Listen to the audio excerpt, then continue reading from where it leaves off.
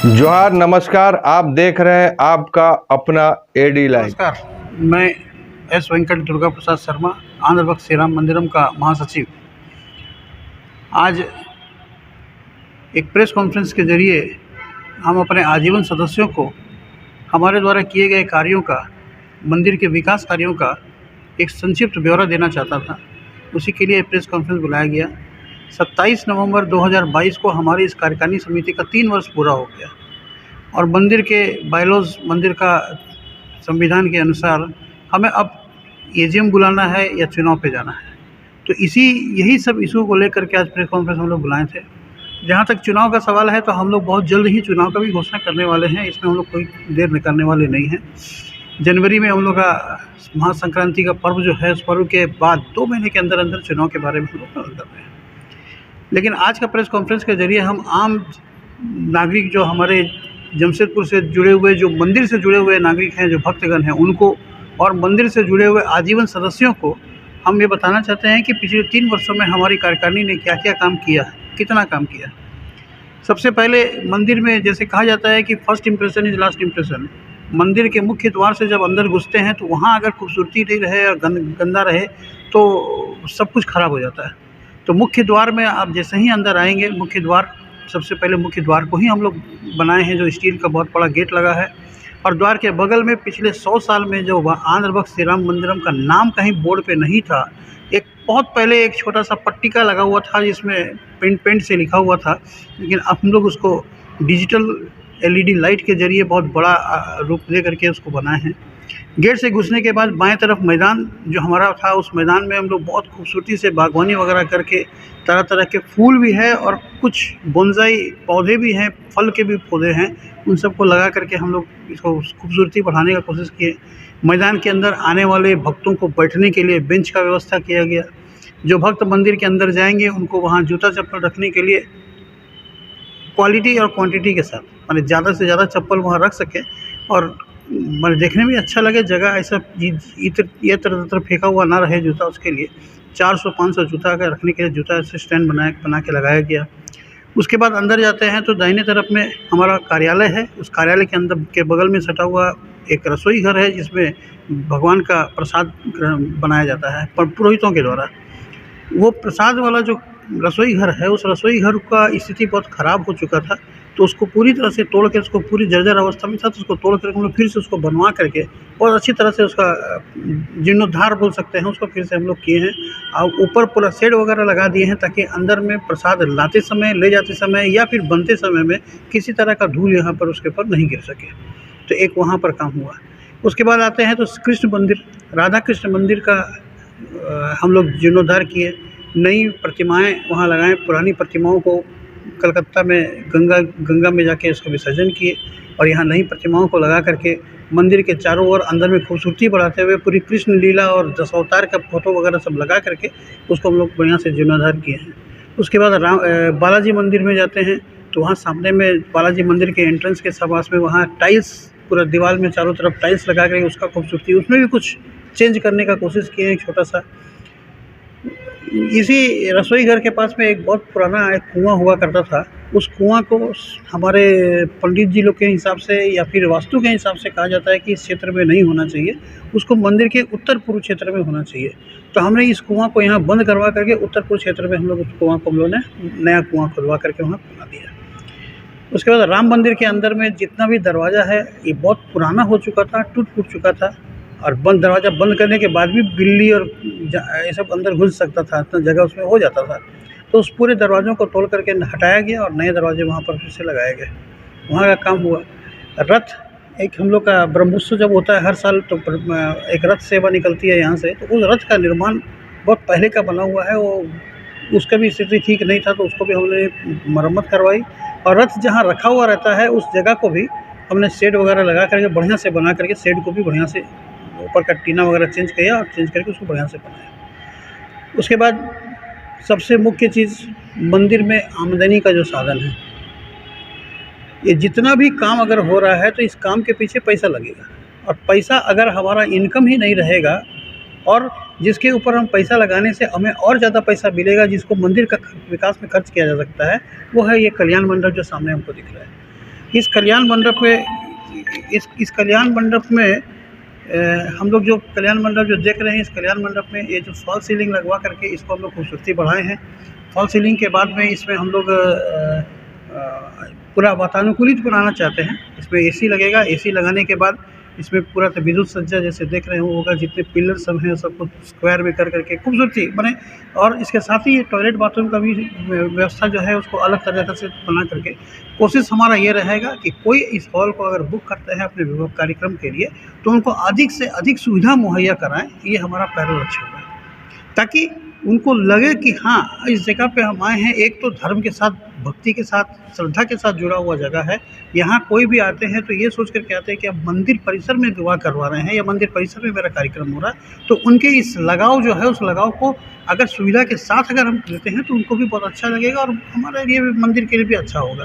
तो ये हमारा है, ये काम चल रहा है अभी। ये काम भी हमको लगता है कि बहुत जल्दी खत्म हो जाएगा। सबसे पिछले जब हम लोग 2019 का चुनाव लड़ने के लिए जब आए थे तो हम लोग का मैनिफेस्टो में सबसे पहला प्रायोरिटी में था, 1 नंबर हम लोग लिखा था कि विद्यालय भवन का निर्माण करेंगे। लेकिन जैसा कि सबको मालूम है कि विद्यालय भवन बनाने में कम से कम 70 से 80 लाख रुपया का खर्चा है और 70 लाख रुपया के लिए हमको सोर्स ऑफ इनकम हमको बढ़ाना भी बहुत ज़रूरी है। तो ये हमारे लिए भी थोड़ा सा दिक्कत होता है। कोविड के चलते इनकम का सोर्स ख़त्म हो गया। अब हम ये किसी और पे ब्लेम नहीं कर सकते हैं कि हमारा इनकम ख़त्म हो गया, हम कैसे करें बोल करके। लेकिन हमारा कोशिश आज भी है कि हम जितना जल्दी हो सके स्कूल बिल्डिंग के लिए हम उसके लिए पूरी तरह से प्रयासरत हैं। और सबसे बड़ा है कि पीछे में जो एक जगह है जहाँ पर कुछ अतिक्रमण हो चुका है, उस अतिक्रमण को पिछले 40 साल से अगर कोशिश कर रहे हैं, नहीं हटा पा रहे हैं, तो इतनी जल्दी 2 साल 3 साल में हटा पाना ये इतना आसान नहीं है। उसके लिए हम लोग फिर भी बहुत दूर तक जा रहे हैं, बात कर रहे हैं, समझौता से लेकर सब कुछ करने का प्रयास कर रहे हैं। हो सकता है कि बहुत जल्द ही ये मामला भी सुलझ जाएगा और हमारा विद्यालय भवन का निर्माण भी चलेगा।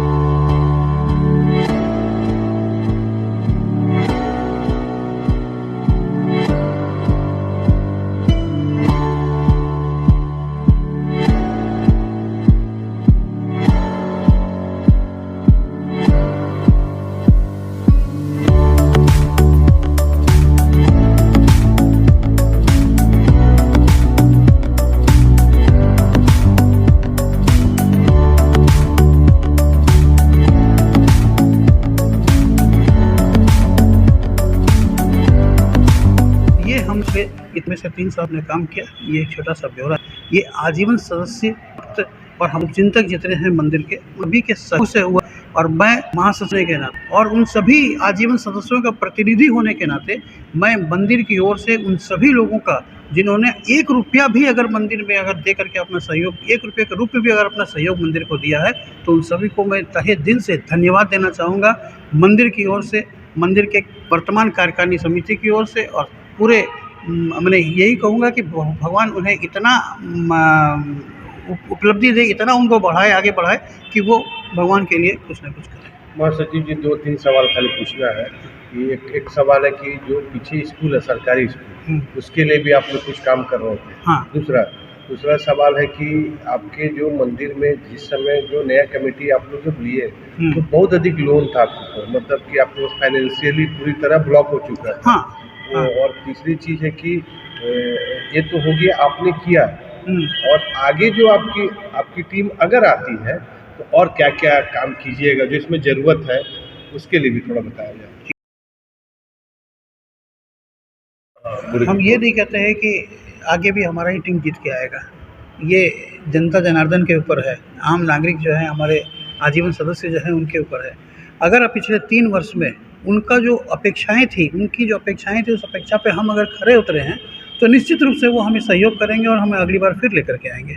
अगर कहीं ऐसा लगता है कि हमने उनके जो अपेक्षाएं हैं उन पे ठीक से काम नहीं किया है तो मुझे इस बात पे ये नहीं होगा कि क्यों उन्होंने मेरे सहयोग नहीं किया। लेकिन इतना ज़रूर है कि हमें विश्वास है, मेरा विश्वास है कि जिस तरह से मंदिर में काम हुआ है, सीमित साधनों में, कोविड के चलते पैसा नहीं आना, मंदिर का अपना फंड नहीं होना, ये सब परेशानी होने के बावजूद भी जिस तरह से काम हुआ है, जितना काम हुआ है, उस पूरे काम में जितने लोगों का सहयोग मिला है, वो सब देख करके हर कोई एक ज़रूर बोलता है कि पिछले 3 साल में मंदिर का काफ़ी अच्छा विकास हुआ है। ये बहुत बहुत लोग एक बात बोलते हैं। तो उसी को ध्यान में रखते हुए हमारा प्रयास है कि इसको इस जो एक विकास की ओर हम लोग बढ़ गए, एक विकासशील जो हो गया है, इसको आप कहीं रोके नहीं और आगे बढ़ते रहे।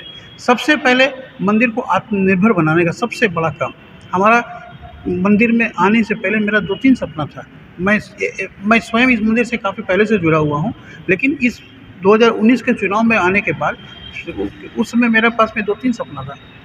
मंदिर को आत्मनिर्भर बनाना, ऐसा सोर्स ऑफ इनकम तैयार कर दें कि मंदिर को कभी भी किसी तरह का फंड का दिक्कत नहीं हो। एक ऐसा विद्यालय बनाएं जिसमें गरीब बच्चे, अभी जो सरकारी स्कूल है हिंदी मीडियम है तो बच्चे गरीब बच्चे पढ़ रहे हैं, तो गरीब बच्चों के साथ साथ इंग्लिश मीडियम स्कूल का भी एक ऐसा निर्माण करें जिसमें गरीब बच्चों को भी पढ़ाई मिल सके और उस इंग्लिश मीडियम में किसी दूसरे भी इंग्लिश मीडियम के मुकाबले में पढ़ाई का माने स्तर जो होगा वो कम नहीं होगा, लेकिन फीस के मामले में किसी भी स्कूल से कम रहे, हर आदमी का पॉकेट उसमें हेल्प कर सके, ये सोच हम उसमें करते हैं। तीसरा, हम ये चाहते हैं कि मंदिर में जो भी सुधार का आवश्यकता है, मंदिर से जुड़े हुए जितने भी स्टाफ हमारे यहाँ पर हैं, उन सभी स्टाफ के लिए, उनके परिवार के लिए मंदिर की तरफ से और आजीवन सदस्यों के लिए, जो आजीवन सदस्य यहाँ पर हैं, किसी न किसी रूप से मंदिर से जुड़े हुए हैं, कभी कोई कार्यक्रम होता है तो वो अपना शारीरिक सेवा देने के लिए भी आते हैं, तो उन सभी के लिए भी हम मंदिर की तरफ से कुछ न कुछ ऐसा कार्यक्रम करना चाहते हैं, ऐसा माने एक ऐसा सुविधा देना चाहते हैं ताकि उनको लगे कि हाँ मंदिर अच्छा काम कर रहा है। झारखंड राज्य के जमशेदपुर में 104 वर्ष पूर्व स्थापित आंध्र भक्त राम मंदिरम मंदिर से इस जमशेदपुर के लाखों सनातन धर्म प्रेमियों की आस्था जुड़ी हुई है और इस मंदिर जो एक परंपरा जो यहाँ पर जो पूजकजन है उस प्रति जो है लोगों का आस लगाव निरंतर बना हुआ रहता। तो आप देखे होंगे कि पिछले 30 वर्षों की इस कमेटी ने कार्य किए हैं। हमारे कमेटी के जो महासचिव हैं दुर्गा प्रसाद जी ने सारी बातें विस्तार से आई कि किस तरह विकास के कार्य पहले क्या स्थिति थी और अभी वर्तमान में विकास कार्यों के माध्यम से हम कैसे मंदिर को और आगे बढ़ाने का कार्य कर रहे हैं। और हमारी ये पूरी कमेटी की ये प्रयास होगा कि सिर्फ जमशेदपुर के जितने भी हिंदू धर्म या सनातन धर्म प्रेमी हैं तो सारे के सारे लोग इस मंदिर के साथ जुड़ें। इस मंदिर में जो है उनकी मनोकामनाएं पूर्ण होती है उसको जो है वो पूर्ण करने के लिए आए यहाँ पर और पूजा और दर्शन के माध्यम से जो अपने यहाँ मनोकामनाएं अपनी इच्छाएं करते हैं। और हम लोग चाहते हैं कि भगवान और भक्त के बीच एक सेतु के रूप में इस कमेटी जो है वो काम करे।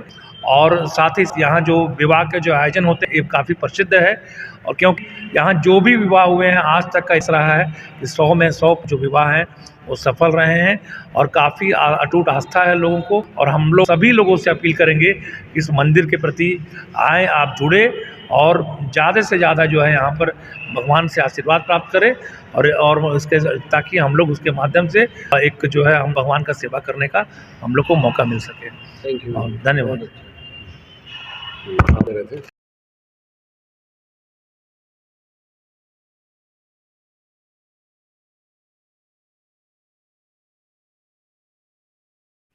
मैं आम जनता से, जैसा हमारा मैनिफेस्टो पिछले बार के चुनाव में था कि 2-3 बातें जो थी और हम कोशिश कर रहे थे कि मेरे मैनिफेस्टो में जितना भी हम लोग लिख के रखे थे कि इसको पूरा करना है उसमें से शायद 90% काम हमने पूरा कर चुका है।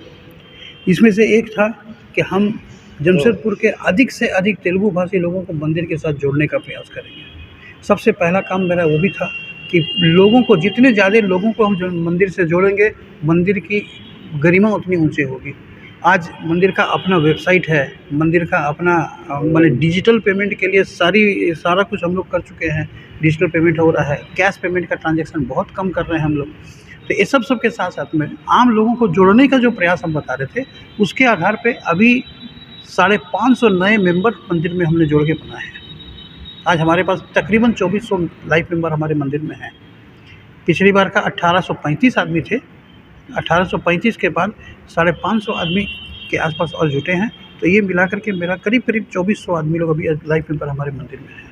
तो इन 2400 लोगों में कुछ लोग ऐसे हैं जो नहीं हैं, पुराने लोग जो नहीं हैं, स्वर्ग की ओर चले गए, कुछ हैं जो जमशेदपुर शहर छोड़ दिए।